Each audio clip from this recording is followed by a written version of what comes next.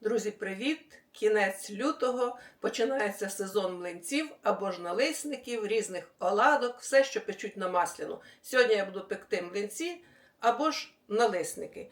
І спочатку потрібно зробити тісто і дати йому настоятись, а потім будемо робити начинку.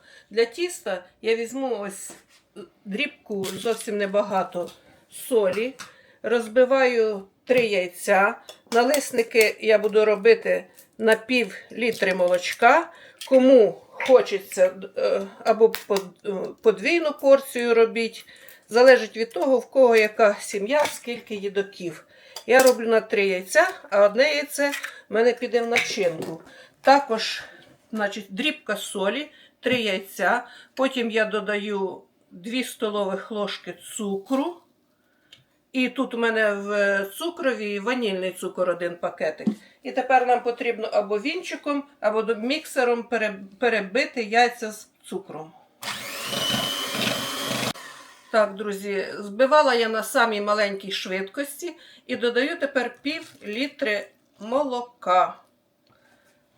І також перемішаю. Можна це все робити вінчиком. Я приблизно там півхвилинки перемішаю. Так, далі можна або одне борошно додавати, або 1 крохмаль, або змішувати борошно з крохмалем.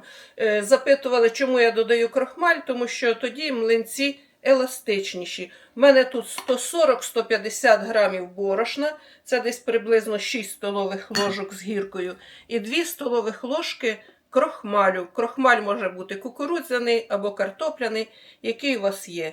І тепер це все також перемішаємо. Спочатку перемішаємо, не включаючи, щоб у нас все борошно не піднялося в повітря. А потім вмикаємо міксер і перемішаємо все, щоб не було комочків. Так, ми перемішали. Бачимо, що грудочок у нас не видно, але щоб грудочки, якщо вони навіть є десь, щоб вони розійшлися і набухла клейковина, ми повинні залишити на хвилин 20. І через 20 хвилин додамо 2 столових ложки олії і можемо вже випікати. Поки відкладаємо в сторонку і займемось начинкою. А для начинки, друзі, в мене яйце одне піде. Тут у мене 350 грамів сиру кисломолочного. Додаю 1 яйце. Додаю цедру, у мене тут цедра 1 лимона, я додам цедру половинки лимона. Думаю, що цього буде достатньо. Можна також додати ванільний цукор, але в мене в тісті буде ванільний цукор, а в начинці буде лимон. Лимон та ванільний цукор дуже добре поєднуються. І тепер цукор залежить від того, який ви полюбляєте. Я додам 2 столових ложки без гірки. І все добре потрібно перемішати або погружним блендером, або виделкою звичайною, або зручно ось так зробити це через картофельною мялкою, якою ви робите пюре. Кисломолочний сир, друзі, має бути сухий, тому що ми ще ж яйце додаємо. Якщо ж у вас багато сироватки в сирі, то потрібно його відсідити, віджати, щоб він був такий сухенький. Так, сир ми перем'яли. Ви бачили, що він був у мене такий в грудочках, зернистий. Я перем'яла, щоб була більш така однорідна структура. Дуже ароматний, такий приємний запах від цедри лимона. І тепер мені потрібно додати родзинки. Я знаю, що в коментарях ви пишете, що родзинки вам не подобаються. Не додавайте, нам з родзинками подобається. Я їх помила, потім підсушила на паперовому рушничку. Додаю та перемішаю. Начинка готова. І залишилось ще хвилин 10 почекати, поки тісто відпочине. 20 хвилин пройшло. Тепер додаємо 2 столових ложки олії і перемішаємо міксером. Подивіться, друзі, бачите, грудочок ніяких нема, тому я через сито не проціджую. Бачите, дуже добре міксером перебивається. Якби вінчиком або виделкою, можливо, й були комочки. Коли на весілля готували налисники господарки у нас на Одещині, то обов'язково через сито перепускали тісто, щоб на весілля не було жодної грудочки. Ну, так як ми для себе, то ми цього робити не будемо. Хоча й комочки в нас також нема. Ідемо розігрівати сковорідку. Вмикаємо плиту та розігріваємо сковорідку. Щоб перший млинець не був нанівець, дуже добре потрібно розігріти сковорідку, але на середньому вогні. Не так, щоб на самому максимальному, тоді млинці будуть швидко схватюватися і швидко горіти. Раніше, коли не було ось таких щіточок, якими змащували олійкою, наші господинки отак на виделку наколювали шматочок сала. Сало, до речі, можна, якщо ви не хочете, щоб чисто салом. Сало так ще обмакнули в олійку і змащували перед першим млинцем завжди олією. А далі залежить від вашої сковорідки. Якщо у вас сковорідка з антипригарним прикриттям або добре висмажена, вивірена, ви більше не змащуєте, а якщо ж пристає до сковорідки, то перед кожним млинцем потрібно змащувати. Вибираємо, також вивірюємо, скільки ж тіста потрібно. Я завжди ось цим полоником набираю млинці, коли смажу, і в мене це десь приблизно половинку полоника йде на один млинець.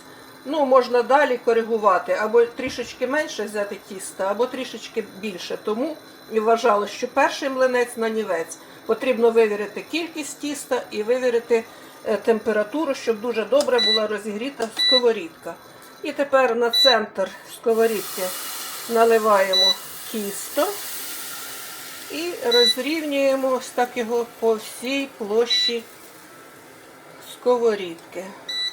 І тепер смажимо з однієї сторони до того, поки ось оця крайня скорина не буде, крайній оцей ободочок не буде такого легко коричневого кольору. Вертаємо млинець на другу сторону, трішечки підсмажився. Потрібно менший трішечки вогонь робити. Я зробила 1200, десь на 1000 буде якраз нормально. З першої сторони десь півхвилинки смажимо, а з другої сторони десь секунд 10 і достатньо. І перевертаємо на блюдо. І так смажимо інші млинці.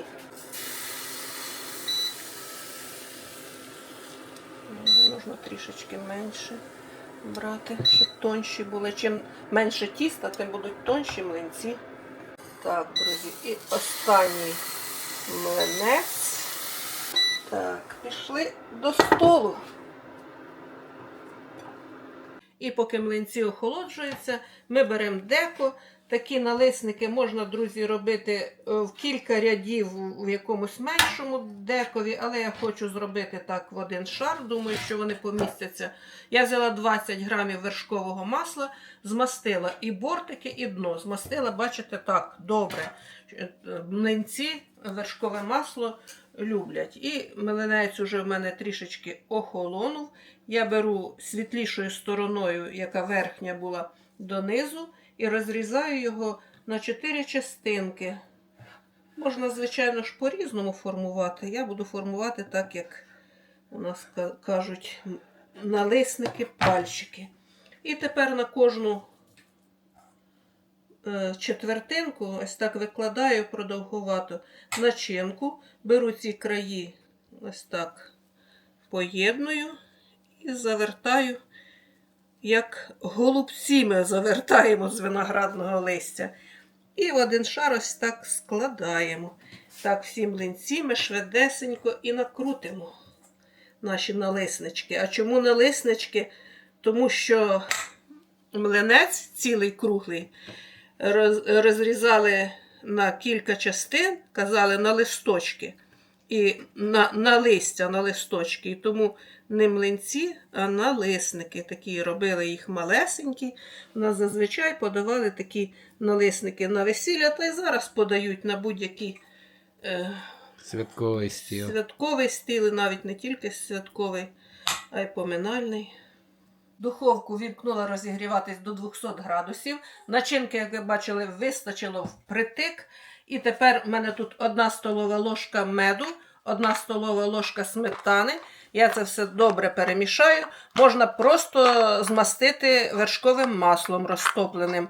Але ж я вирішила цього разу сметанкою з медом. Перемішаю добре та змащу налисники Як бачите, я трішечки не розрахувала з деком. Вперше роблю в цьому деці, думала, що воно наповниться, але це не страшно. От і все. Якщо у вас деко з кришкою, накриваємо кришкою та відправляємо в духовку. У мене кришки до цього дека немає, я накриваю ось так фольгою. 20 хвилин буде накрите фольгою, а потім я зніму фольгу і ще 10 хвилин залишу, щоб злегка підрумянились налисники. Все, поїхали в духовочку. І через 30 хвилин наша страва готова. Викладаємо її на блюдо, хай трішечки охолоне і можемо вже ставити чайник на плиту. Що, теж хочеш налисничків? Так, млинці наші або ж налисники охолонули.